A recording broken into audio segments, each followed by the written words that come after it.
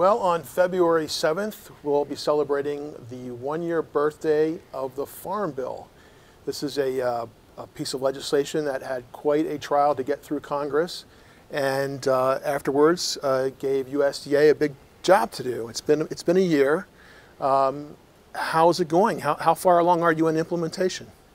Well, I'm really proud of the team at USDA. I think we've made significant progress in all the chapters. There were over 450 actions that had to be taken by USDA. It's nearly $1 trillion bill. Impacts and affects every single American, obviously focus on agriculture and rural America, but every American gets impacted positively by the Farm Bill. We've sent out over 500,000 payments to for disaster assistance to producers who suffered livestock disasters. We've set up our new safety net programs. We've got sign up for the new dairy program. We're interested in seeing how people react to the new safety net, what choices they make and elections they make. The new foundation, the research foundation, has been set up.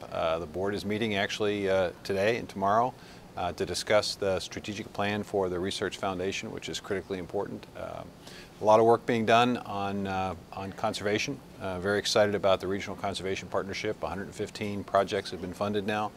$372 million will be matched by at least dollar for dollar by the private sector and nonprofit folks.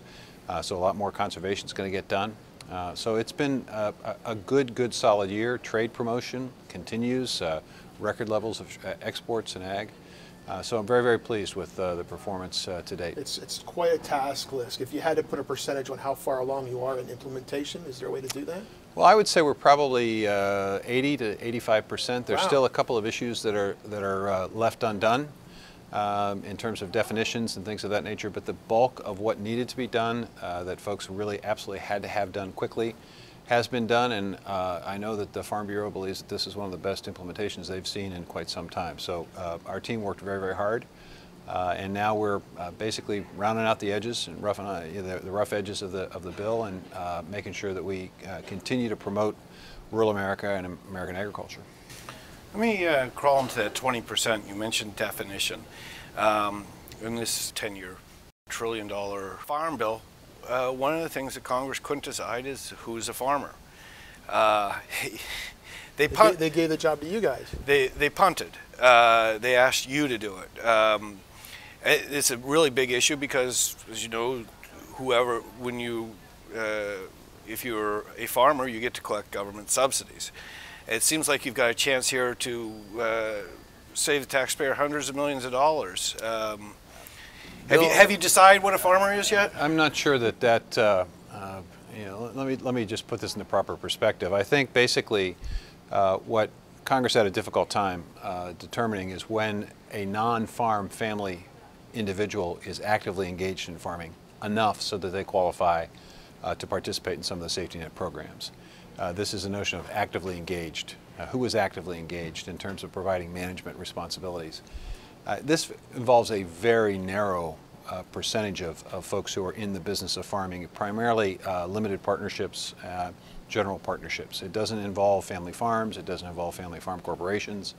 So our expectation is that probably 1 to 2%, or perhaps even fewer, of the overall farmers are going to be impacted by however we define actively engaged. We're working through that process. And I think we have a pretty good handle on it. We're working it through the regulatory process right now, and I would anticipate and expect sometime in 2015, relatively shortly, we'll be coming out with how we define it and asking for comment on whether or not we've got it right or not.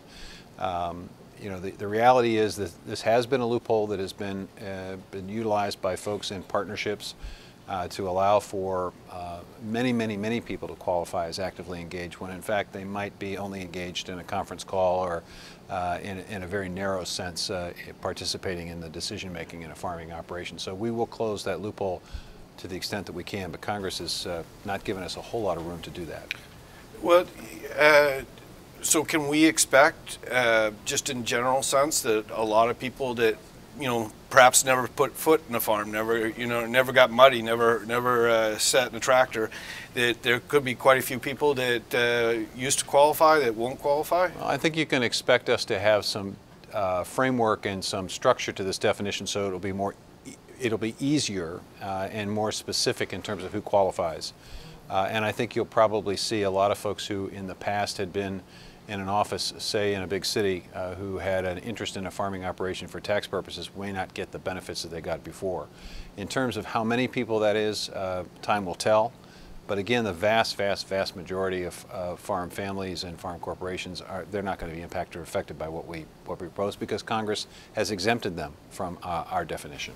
Still, can you save $100 million, a couple $100 million, you think? I think it's too early to tell in terms of the savings. I think that there are more critical issues in terms of the savings in the Farm Bill that are focused on how that safety net's going to react and how we're going to deal with crop insurance in the future. Good. Can we jump into those topics right now? Sure. There's a lot of estimates out there that because of the low commodity prices and the revenue nature of one of the big subsidy programs, that spending could be a lot higher than Congress anticipated. We've seen a few of those. What's USDA's expectations? What are you hearing from your economists? Well, first of all, I think it's important for folks who are watching this to understand why we have a subsidy program. The reality is, without subsidy programs, we would probably have a lot of ad hoc disaster assistance programs aimed at trying to address particular issues and concerns when prices go down or there's a problem in the ag economy. Overall, the belief is that this probably will save taxpayers money by having a structure and a game plan, if you will. The expectation and anticipation was that the agricultural risk coverage program and the price loss coverage program would not be triggered until a couple years down the road, and when they were triggered, commodity prices were expected to be a lot higher than they are today. So we're going to see assistance and help occurring earlier, and because of the deep decline in many commodity prices, probably going to see potentially double what we anticipated and expected in the next couple of years. That's essentially going to eat into the projected savings on the safety net side. On the nutrition side, there were expectations that we would save money as well, and I think we actually will save money on the nutrition side, but perhaps in a slightly different way. I think the expectation there was that the closing the loophole, the low-income heating assistance loophole, would result in savings, but I think we're likely to see more savings coming from the fact that there are fewer people in need of SNAP. And over time, as the economy improves, we'll probably see continued declines in SNAP participation, saving money.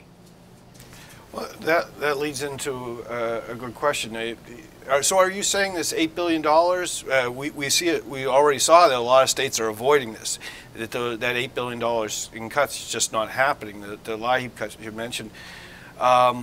Are they going to get any savings out of this? Well, in terms of the SNAP program, yes. Again, I think because we've seen declines in participation, and I am very hopeful that the Farm Bill that created a $200 million pilot program to try to better link people with work opportunities who are currently receiving SNAP will be effective in developing the best practices in terms of getting able-bodied people who are looking for work, giving them an opportunity to work. Those who are in the workforce get a better paying job so they don't need as much or SNAP at all. The reality is that states in the past, during the tough times, waived the work requirement, the education requirement that's in SNAP. We're beginning to see states lift those waivers, so there will be greater pressure on all of us to help folks who need help and want to get to work, and I think we'll be successful at doing that. We're already seeing the numbers coming down. We anticipate probably as many as 1 million fewer people in need of SNAP over the course of the next 12 months. That's good news for those 1 million folks who have job opportunities and are getting themselves out of the program. It's also good news for the overall cost of the program. But it shows that the program works. When people need help, they get help. I've seen those projections at CBO,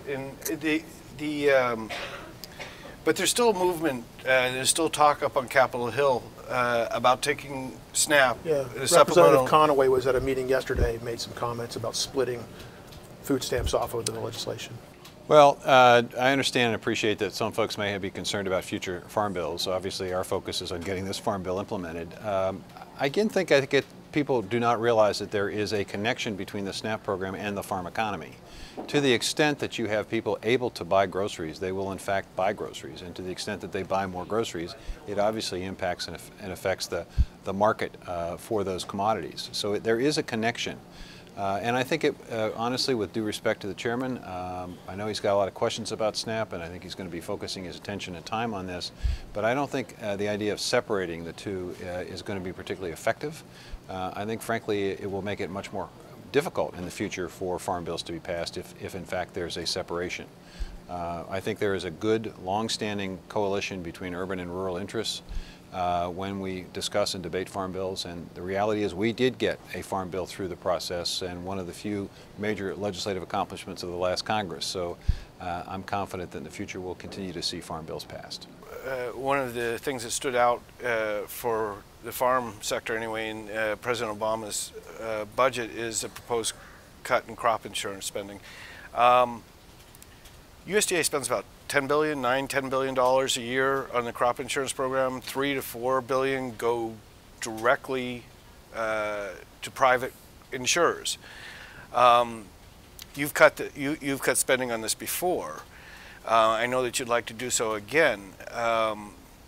Are these private companies getting too much taxpayer dollars? Is there anything you can do about that?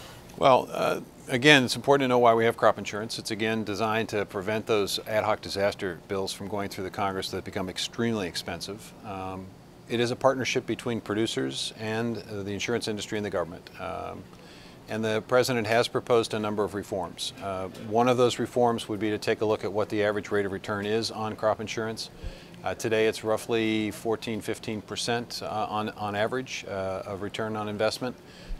The reality is that this entity in this operation could be quite effective at a 12% return on investment, and I think most taxpayers would be happy if their portfolio was growing by 12%.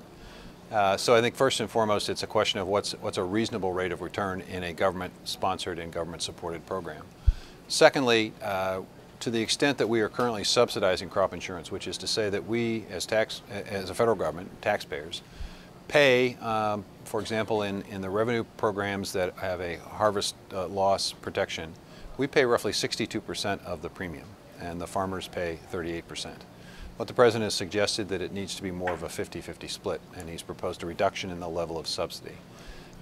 There is also, and by the way, that's very consistent with what the General Accounting Office suggested we should be looking at from a congressional side. On our side, our Office of Inspector General took a look at what is called preventive planning coverage. This is a situation where because of a flood or because of a circumstance, individuals are prevented from planting the crop they would otherwise plant.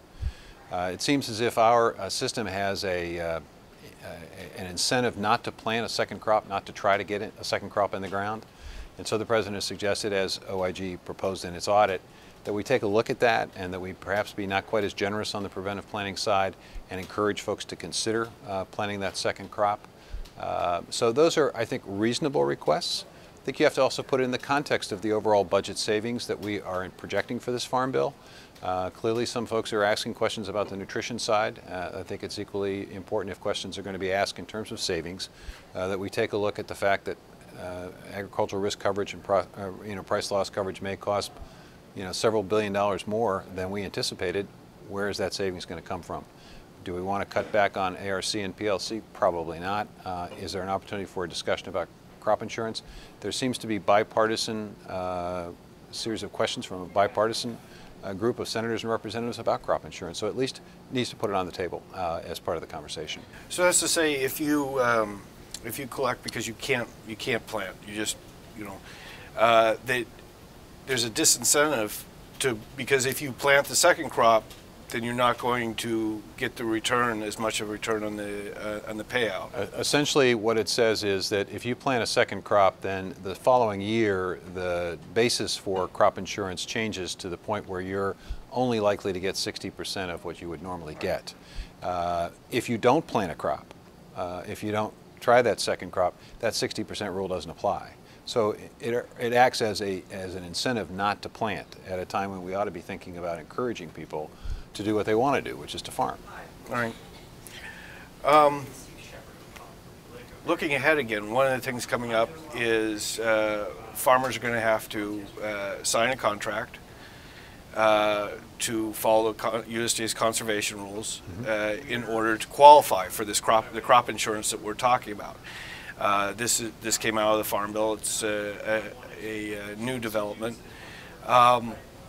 Not quite new, Bill, because... Well, it used to be tied to direct payments, right, and now it's tied to crop insurance. Right.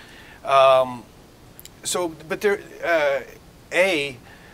why is this important? And B, there's some concern out there that you sign this contract and then you violate the conservation rules. Whether it's, I don't know, you fill in a creek, you do something, and there's some concern that you get your policy taken away. Is that a valid concern? Well, first of all, before we had direct payments, there was a linkage between crop insurance subsidy and assistance and conservation compliance. And it seems like a reasonable deal. If taxpayers are paying 50, 60, in some cases as much as 80% of the premium on crop insurance, then the societal benefit of making sure that that farmer is also taking good care of their land and making sure that they're doing proper stewardship seems like a reasonable deal and a reasonable requirement or responsibility.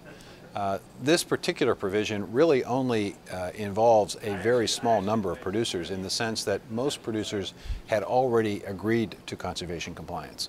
It essentially involves about 6,000 to 7,000 producers who, for whatever reason, were not utilizing crop insurance, and as a result of making too much money, were not receiving a great deal of direct payments.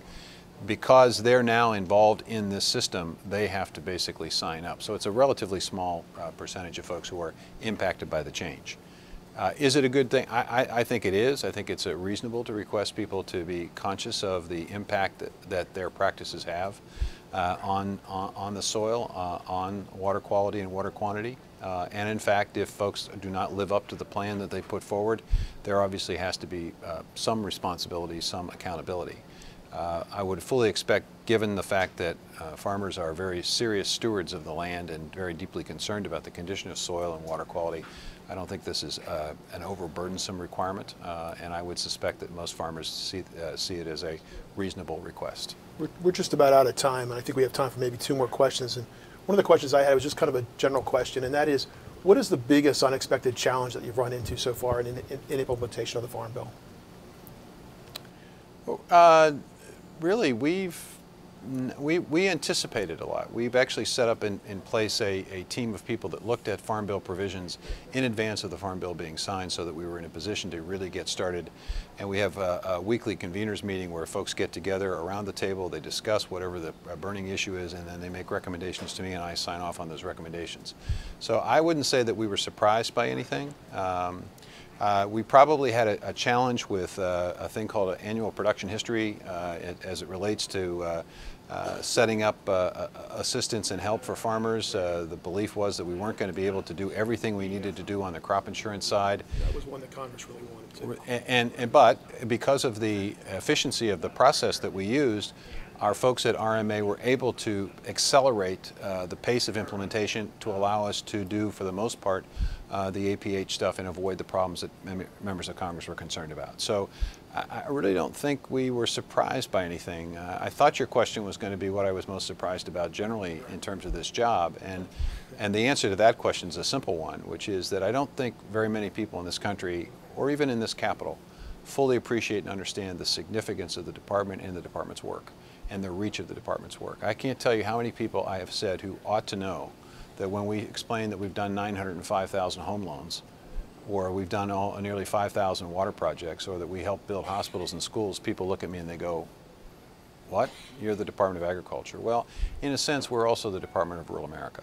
And it is important for people to understand the breadth of what USDA does, because I think that enhances its significance in terms of the 15% of America's population that live, work, and raise families in rural America. And it's an important place. It's a place where our food's grown, where our water comes from, where our energy comes from, and it's a place that disproportionately is represented in military service. So it's an important place for America to invest in and to be concerned about. Well, seeing this is Politico, I think I've asked you this before, but you've been the head of USDA for what, 6 years now? Advocating for farmers' rights, biotechnology issues, ethanol, you name it. You're now implementing a wildly popular farm bill that's got to make you a pretty popular guy in Iowa, not to mention the rest of the country. What are your prospects for 2016? You've ran for president before. Have you talked to the Clintons? Are you on the list for running mate? Well, first of all, I don't think Secretary Clinton's made a decision about whether or not she is in fact running, and if she has, she certainly hasn't announced it to the rest of the country. You know, you know, 2016 is going to be an interesting year in politics, obviously. It's an opportunity for us to have the big debates. I just hope that regardless of who the nominees are and who decides to run, that they do spend some time speaking directly to rural America. I think far too often politicians essentially look at rural America as flyover country. They don't pay attention to those good people that are sending their kids to the military service in disproportionate numbers. They don't understand the significance of the economy of agriculture. And I think it is high time that those who do run for president spend a little time acknowledging and expressing appreciation for folks who live in rural America and making sure that they have an agenda that speaks to the needs of rural Americans. One message point. 85% of all the persistently poor counties in this country are located not in inner city counties, but in rural counties. The highest levels of child poverty in this country are in rural areas. So it is important, I think, for us to have a conversation about the needs of folks who live and work and raise their families in rural America in the hopes that we can encourage young people to see opportunity there. And so whoever runs, regardless of what party they come from, I hope they address those issues. Are you going to stick with the job until the administration's done? You know, Bill, I'm going to just take this day by day. I honestly don't know what my future is. You know, I enjoy the job that I'm in and certainly appreciate the hard work of the people that are in the department. I have a tremendous deputy who has just done a phenomenal job. I've been blessed with 2 good deputies. So I don't know what the future is going to hold, but today I'm focused on the Farm Bill. Today I'm focused on the President's budget and the middle class economy. I'm focused on making sure people pay attention and understand and appreciate rural America. Thank you, sir. Thank you very much. Thank you. Every Wednesday we'll do this, right? Hey, I'm game. I'm game.